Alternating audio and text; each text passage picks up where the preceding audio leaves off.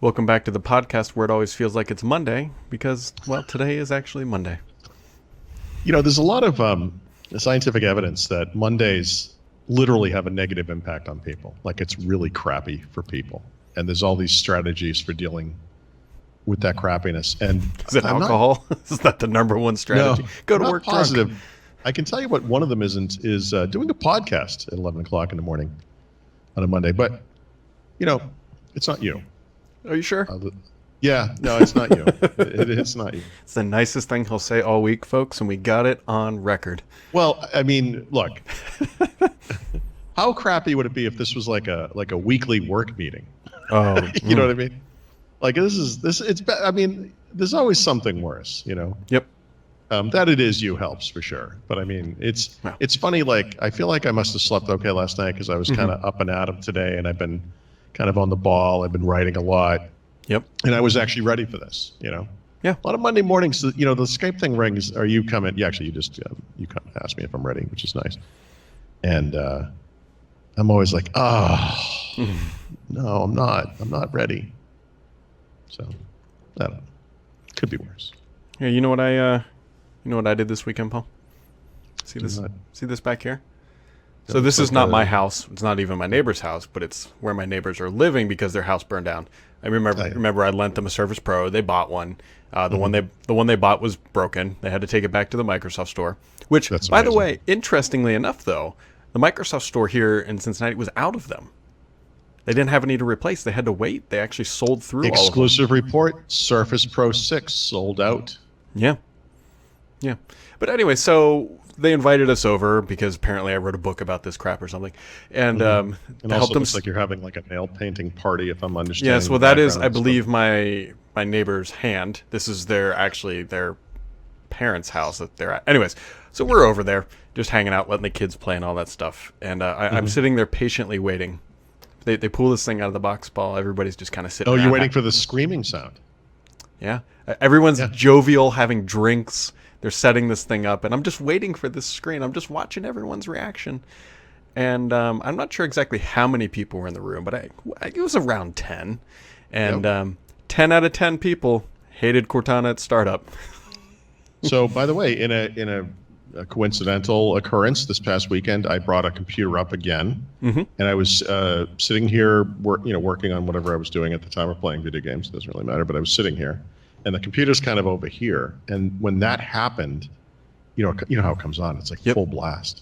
And I was like, holy shit. And it scared the crap out of me, even though I sort of should have known it was coming.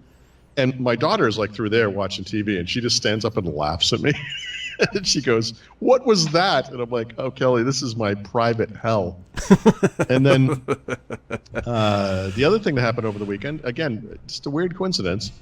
I got together a bunch of my older Apple gear to sell back, either to Apple directly or to other places, whichever gave me the best deal. So there's a MacBook Air, my old one. There's my iPad Pro, which I'll never use again because it's terrible. And then, of course, the smart keyboard and the Apple Pencil that go with the iPad Pro. And so these things collectively will help me buy like a new iPad or something or whatever. But anyway, I had all that stuff going. I got all the shipping stuff going. I printed all the labels. It was all like, kind of raring to go. And then it was time for lunch. And Stephanie, my wife, said, let's grab something for lunch, whatever we always eat. We watched like a 30-minute show. And so now we're in where my daughter was. And the Mac, I was doing a cloud-based restore of the Mac. So it would go back to Mac OS X Mojave, the non-beta version, right? And it takes a little while. It has to download it from the internet and so forth. It works like the recovery stuff in Windows 10, but it does it over the cloud, which is really neat. And we're eating, watching TV, and then I can hear someone talking. And I paused the TV, and I'm like, "What is that?" And then I realized it was the Mac, because what the Mac does, which is a little bit like Cortana, is but better, right? If you bring up Mac OS setup and you don't touch the keyboard or the mouse, it waits, I think it's 60 seconds, and then it comes up and it says, "Hey, did you want to use the accessibility features of macOS to set up this Mac?" But it doesn't scream it. It also doesn't do it by default. It actually just waits. And so the macOS Mac respects the fact that most people do not want or will never use that stupid feature. But if you need it, it comes up in a respectful way, which is something I have told Microsoft again and again. This has already been figured Yeah. out. Someone got this right. I don't know when they implemented this years ago, and you completely screwed it up. So yeah, this Cortana thing is one of the worst things. I mean, granted, you don't hit it too many times, but Right. well, you and I do because we Yeah, set up computers. But normally we're people don't. masochists too. I mean, it's let's just. But see seriously, if we, to have some like jiving and scatting female voice come on loudly as the first thing that your computer does when you buy it, is just the most ill-conceived. You know, it's just a terrible idea. What was this show supposed to be about? I don't know. Because this is just impromptu. It's just kind of weird that you had this experience. Yeah. And I literally had it as well, like twice over the same weekend. Interestingly enough. Other things, Paul. I know we've talked about it on this podcast, and I know it's also in my book. And I think I've even called him out by name, but now it's all official, which is always good because it reassures that some of the things that are in the book are always accurate. Anyways, LSAT, which is the company that issues, LSAT is the test, but the parent company has decided that everyone who's going to be taking the LSAT is going to be using a Surface Go. So are the people who take the LSAT 7 and 8 year old children, or are they older adult type people? I don't know. I mean, kind of guess whatever your thought is what a lawyer is. I mean, some lawyers are children. But, yeah. And so while they did not reveal how many they bought, I'm almost positive that the contract includes the terminology of up to 40,000 of these things, which sounds like a lot because it is. But you got to remember that some 20 to 30,000 people take this thing every month. Yeah. So it's not that they need 400,000 today, but you run that many people through these things, they're gonna burn a few. And I believe the contract's over multi-years, by the way. So it's yeah.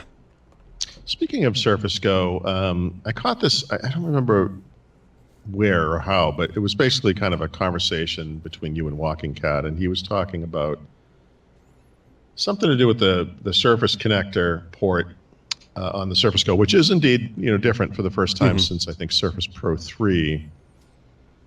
And I recall this coming up when we had our briefing, but there was only kind of a vague answer as to why. I think it was like they were taking a step forward that it's not going to benefit Surface Go probably, but this port is more capable, and that kind of makes sense. It's kind of like going from USB-C to Thunderbolt 3 or something. Like it was some kind. But what was your take on this? So what Paul is referring to is on, I believe it's the Surface Pro and any older Surface device. There's if you pull the Surface cover off, there's little dots, the little metal connectors. Yeah. There's 6 on a Surface Pro, and I believe there's 8 on a Surface Go. Okay. And so they've kind of extended the bandwidth or capabilities. So the conversation that I believe you're referring to, I was having with the cat, if you will, was why did they do that? And the obvious speculation is that they need it for higher bandwidth, which may be related to Type C. But then we're like, that doesn't really make sense because it's just a type cover.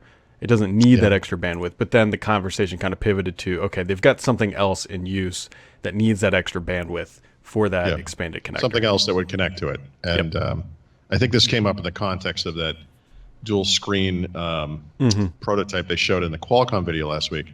And someone had pointed out how much that thing looks like 2 Surface Go's attached to each other or something, as if two of these things would solve a problem, but whatever. Yeah. But yeah, I think that's kind of interesting.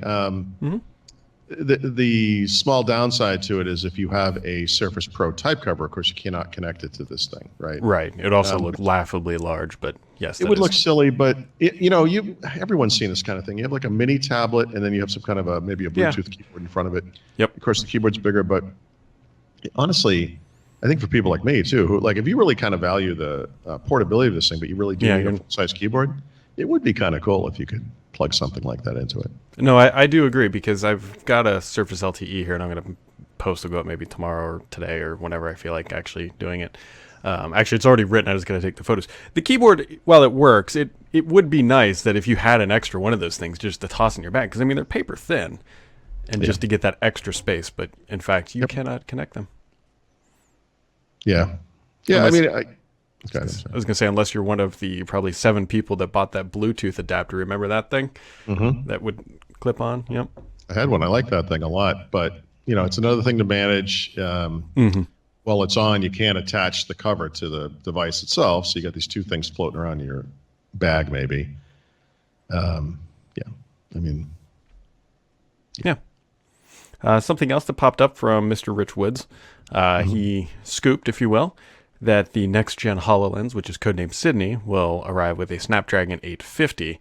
I'm pretty sure that's accurate. I'm waiting for somebody who knows explicitly what's inside to confirm it for me, but he's pretty sure that's accurate. But I will point out that this isn't that big of a deal. I mean, it's great. We know that that's coming in there. The thing that matters is actually what's called the HPU, which is the holographic processing unit, which that is what actually really runs the HoloLens. Yeah, this thing only runs what we'll call store apps, special store apps that are compiled or made for HoloLens. So that doesn't change the compatibility picture. It shouldn't. Well, I suppose there could be HoloLens apps out there that were specifically compiled to x86 only, but because if I'm not mistaken, the first gen HoloLens was a 32-bit I believe x86 processor, not 64-bit. That will make the conversion process to ARM seamless. All they have to do is developers have to do is click a box, literally, to make that thing happen. Make it work on the new one. But I do recall when Microsoft first announced Windows 10 on ARM, thinking about, getting this thing to work on the PC is going to be kind of a long-term process, and we're seeing that. Probably at least 3 generations of the hardware for it to start to make sense. But for something like HoloLens, where battery life is very important, actually, that makes tons of sense, because this thing is literally an untethered device. And so you can make this thing, going from, 10 or 12 hours of battery life on an Intel PC to 20 to 24 hours on and I'm thinking it obviously is significant, but I don't think it benefits too many people. But on a device like HoloLens, where you're literally confined by the ability to run around and use this thing without being attached, that's profound. And so we don't know anything about it. We don't know what the 3 hours to 6 hours or whatever however it works. But that's smart. It makes sense. And it seems like this is a good idea. Well, the other thing, too, you got to consider is that the 850 supports 5G. Yeah, right. That could transform That's a longevity this experience.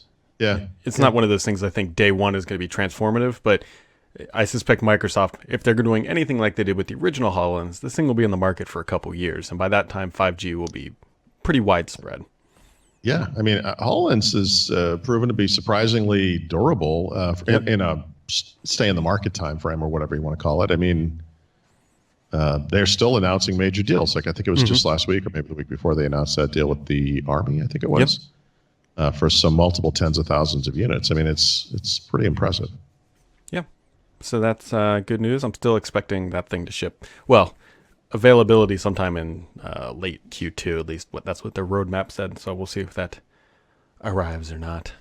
Maybe Microsoft could have a nice January event for us like they did 4 years ago. Yeah, I just hope it's not in Seattle. That's huffing it to get all the way up there for that thing. Granted, if that's what they were going to do, we'd obviously go. But New York would be preferable. I think we could all agree to that. At least all of us here on the East Coast. But they could do 2 events, right? They could do one in West, one on East. And I wonder. Yeah, I mean, this will be a pretty big announcement. Whatever they do, we'll see what happens. We shall see. And then other things that are happening. This has been somewhat of a busy Monday. Is this major Qualcomm ruling? If this is like a Rocky movie, this is like blow after blow after blow to the iPhone, where basically Qualcomm is saying they won some ruling in China and can't sell phones or import them or whatever. Yeah, they can't, I mean, basically any modern iPhone, Apple has to halt sales apparently in China because Apple applied for and received 2 patents for which Qualcomm already had patents.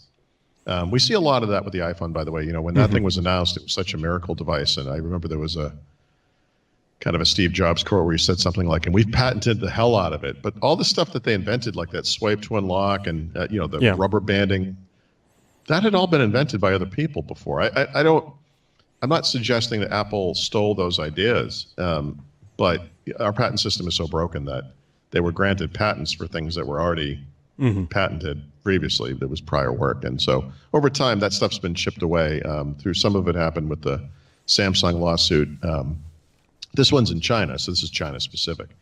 Qualcomm, by the way, hasn't not done so well legally here in the United States. They've been trying to do that here, and I don't believe they've had any success with that. But this China thing is really interesting because China is the biggest smartphone market in the world. China is also where those smartphones, all smartphones really are made. Yep. For the most part. That doesn't have any impact on exporting yet, but this is a potentially big ruling. Not that China is a country maybe bound by law per se, but it's interesting. It's interesting to see them get this. Yeah. It's more of just kind of stacking the deck, the things that have just been knocking Apple down a little bit over the past couple weeks. Yeah, there's no reason not to kick someone when they're down. You know, it's fun.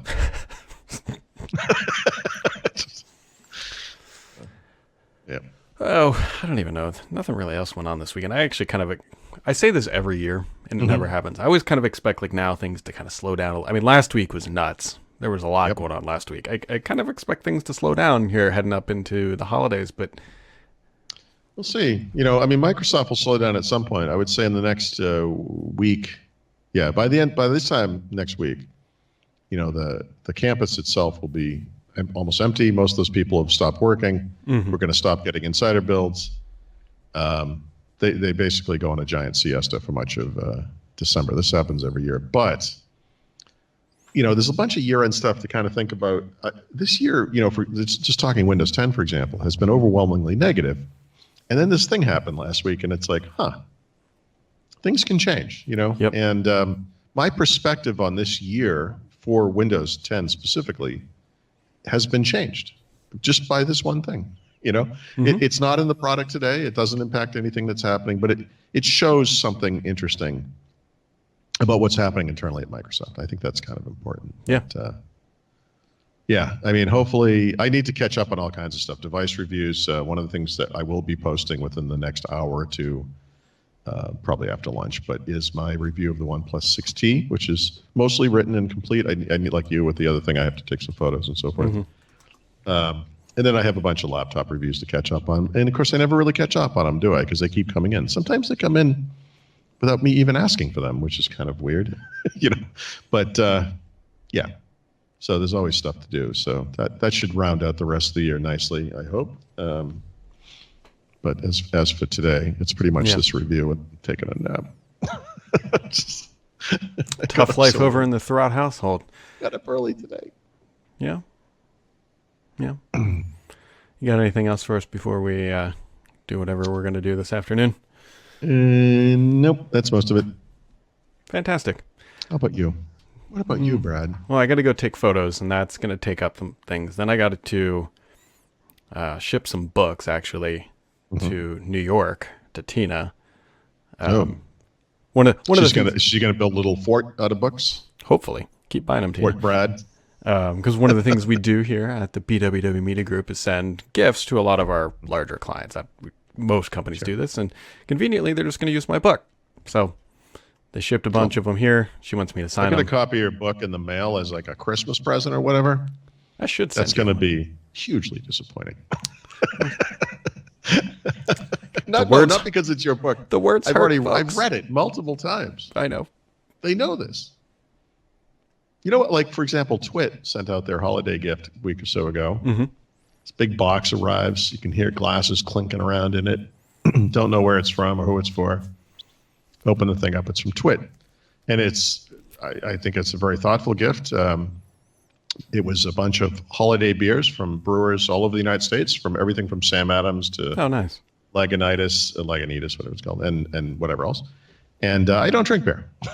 So my wife has really enjoyed this year's Twit Christmas present. Yeah. I actually I sent a book to Leo. We'll see if he gets it. Actually, I know he'll get it because I sent 2 copies. One is bait to Alex and said, Alex, I'm sending you a book. And then I sent him 2, and I give one to Leo. Nice. So we'll see if... He'll put it on there. I've talked about it enough on the show. I know you have. I screwed up the name the first time that, you know. Well, in Surface tradition, you get 3 tries. Yeah. Exactly. Right? I know the word Surface is in the title. Just give me a second. And Brad wrote it. It's somewhere. It's somewhere with a B. I don't know. So, all right, folks. Well, that wraps up for today. We should be back here just about every single day this week, I think, unless something else happens. So have yourselves a wonderful Monday, and we'll catch you back here tomorrow.